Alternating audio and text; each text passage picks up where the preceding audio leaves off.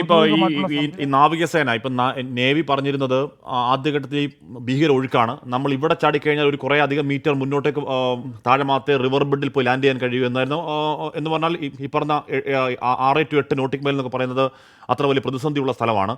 എന്തായാലും ഇപ്പോൾ 2.1 എന്ന് പറഞ്ഞ ഏറ്റവും കുറഞ്ഞ നോട്ടിലേക്ക് എത്തുമ്പോൾ, ആ ഒഴുക്കെത്തുമ്പോൾ നേവി അംഗത്തിന് അവിടെ ഡൈവ് ചെയ്യാൻ കഴിയും, താഴെ പോയി സ്റ്റാൻഡ് ചെയ്യാൻ കഴിയും, അവിടെ പോയി നിൽക്കാൻ കഴിയും, നിന്നുകൊണ്ട് തന്നെ അവിടുത്തെ കാര്യങ്ങൾ വിലയിരുത്താൻ കഴിയും. അത് ചെറിയ കാര്യമല്ല. ആരും നമ്മൾ ഈ ദൗത്യത്തിൻ്റെ ഈ ദിവസങ്ങളിലൊന്നും അത് അപ്രാപ്യമായ കാര്യമായിരുന്നു.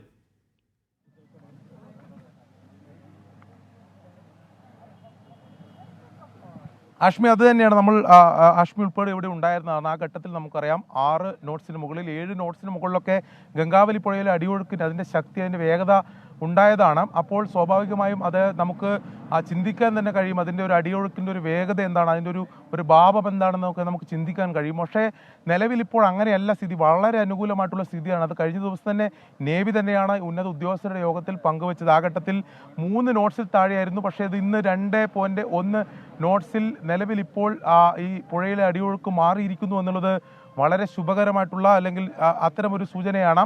അപ്പോൾ അവർക്ക് ഡൈവ് ചെയ്യുന്നതിന് മറ്റു പ്രശ്നങ്ങളില്ല. നിലവിൽ തന്നെ പ്രാഥമിക പരിശോധന എന്ന് പറയുന്നത് നേവി സംഘം പുഴയിലിറങ്ങി, പുഴയുടെ ആഴത്തിൽ തന്നെ ഇറങ്ങിയാണ് അവർ പരിശോധന നടത്തിയത്. പക്ഷേ അതൊരു ഡൈവ് എന്ന രീതിയിൽ, അതായത് അവരുടെ പൂർണ്ണ തലത്തിലുള്ള തെരച്ചിൽ നമുക്ക് പറയാൻ പറ്റില്ല. അവർ പുഴയിലിറങ്ങി തന്നെയാണ് അവരുടെ പ്രാഥമിക പരിശോധന പൂർത്തീകരിച്ച് ആ വിവരം നിലവിൽ ഇപ്പോൾ കൺട്രോൾ പോയിന്റിലേക്ക് കൈമാറിയിട്ടുള്ളത്.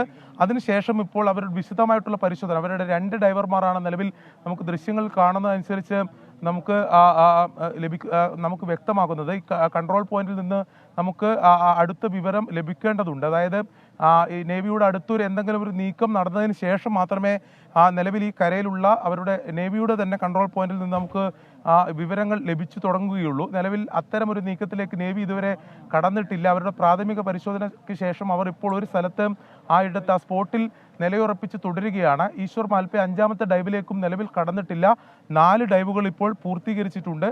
മറ്റ് എല്ലാ സജ്ജീകരണങ്ങളും ഇവിടെ ഒരു ആശയക്കുഴപ്പമുണ്ട് എന്നാണോ നമ്മൾ കരുതേണ്ടത്? അതായത് ഈ ആദ്യം ഒരു സ്പോട്ട് സി പറയുന്നു, ആ സിയിലേക്ക് എല്ലാ ശ്രദ്ധയും പോകുന്നു, നാവികസേന അവിടെ പ്രാഥമിക പരിശോധന നടത്തുന്നു. ഇനി എന്ത് എന്നതിൽ കരയിലേക്ക് നാവികസേന ഒരു സന്ദേശം നൽകിയിട്ടില്ല.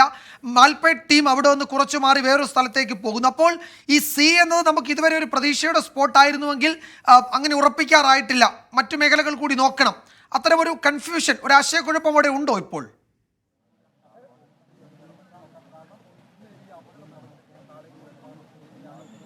വിജയകുമാർ, തീർച്ചയായും അങ്ങനെ നമുക്ക് പറയാം. കാരണം നിലവിൽ ഇപ്പോൾ ഈ സ്പോട്ട് സീലായിരുന്നു നാവികസേന. അവരെത്തിയതിനു ശേഷം അവർ വേറെ ഒരു മേഖലയിലേക്കും അവരുടെ പ്രാഥമിക പരിശോധന നടത്തിയിട്ടില്ല. അവർ ആ സ്പോട്ട് സി കേന്ദ്രീകരിച്ചുകൊണ്ട് തന്നെയാണ് അവർ ആ പരിശോധന നടത്തിയെടുത്ത് കൺട്രോൾ പോയിന്റിൽ നിന്നും നമ്മൾ അത് സ്ഥിരീകരിച്ചതാണ്. അവർ സ്പോട്ട് സി കേന്ദ്രീകരിച്ചുകൊണ്ടാണ് അവരുടെ പ്രൈമറി പരിശോധന, അവരുടെ ചെക്കിംഗ്, അവർ സെർച്ചിങ് നടത്തുന്നതെന്ന് അവർ സ്ഥിരീകരിച്ചതാണ്. അതിനുശേഷം ഈ നിലവിലെ കൺട്രോൾ പോയിന്റിലുള്ള വിവരം അനുസരിച്ച് മാത്രമേ അവർക്ക് അടുത്ത് നീക്കം തുടങ്ങാൻ സാധിക്കുള്ളൂ. അവർ ഇപ്പോൾ നമുക്ക് നാവികസേന അല്പം ആ സ്പോട്ടിൽ നിന്ന് അല്പം മാറിയിട്ടുണ്ട്, നമുക്ക് ദൃശ്യങ്ങൾ കാണാം. നിലവിൽ ഇപ്പോൾ ഈശ്വർ മാൽപ്പെ സ്പോട്ട് സിയിലില്ല. ഈശ്വർ മാൽപ്പയും ഇവിടെ നിന്ന് അല്പം മാറിയിട്ടാണ് നിലവിലുള്ളത്. 5ാമത്തെ ഡൈവിന് വേണ്ടി അദ്ദേഹം ഒരുങ്ങുകയാണ്. നിലവിൽ ഇപ്പോൾ നേവി സംഘത്തിന്റെ ദൃശ്യങ്ങൾ നമ്മൾ കാണാം. നേരത്തെ ഉള്ള സ്ഥലത്തു നിന്നും അല്പം കൂടി മാറിയിട്ടാണ് നിലവിൽ ഇപ്പോൾ നേവി നിലയുറപ്പിച്ചിട്ടുള്ളത്. അങ്ങനെയാണെങ്കിൽ എന്തുകൊണ്ടാണ് ഈ നിലവിൽ അടുത്ത നീക്കത്തിലേക്ക് എന്തുകൊണ്ടാണ് വരുന്നത്?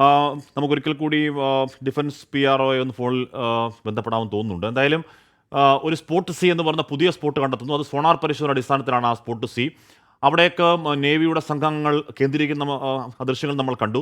ഈശ്വർ മാൽപ്പയും അദ്ദേഹത്തിൻ്റെ ഡൈവ് അങ്ങോട്ടേക്ക് മാറ്റാൻ ആലോചിക്കുന്നത് കണ്ടു. 4 ഡൈവ് പൂർത്തിയാക്കിയ ഈശ്വർ മാൽപ്പെ ഇനി 5th ഡൈവാണ് നടത്തേണ്ടത്. അപ്പോൾ 5ാമത്തെ ഡൈവ് ഈ പറഞ്ഞ സ്പോട്ട് സി എന്ന് പറയുമ്പോൾ പ്രിയപ്പെട്ട പ്രേക്ഷകരെ, നമ്മൾ ഈ ആദ്യം കണ്ട സ്പോട്ട് 4-ൽ നിന്നും ഒരുപാട് അകലെയൊന്നും അല്ല. ആ സ്പോട്ട് 4-ൽ നിന്ന് ഏതാണ്ട് അടുത്ത് തന്നെയാണ്, മൺകൂനയ്ക്ക് ഏതാണ്ട് അടുത്ത് തന്നെയാണ് ഉള്ളത്. പക്ഷേ ഏറ്റവും ഒടുവിൽ നടത്തിയ 2 സോണാർ പരിശോധന അടിസ്ഥാനത്തിലാണ്, ഇന്നലെയും മെനിഞ്ഞാന്നും ഇന്നലെയുമായി നടത്തിയ 2 സോണാർ പരിശോധന അടിസ്ഥാനത്തിലാണ് കൂടുതൽ മെറ്റൽ കണ്ടന്റോ അല്ലെങ്കിൽ കൂടുതൽ സെഡിമെന്റേഷനോ എന്ന് പറഞ്ഞാൽ കൂടുതൽ എന്തോ സാധനങ്ങൾ അടിഞ്ഞിരിക്കുന്നു എന്ന് പറയപ്പെടുന്ന ഭാഗമാണ് സ്പോട്ട് സി.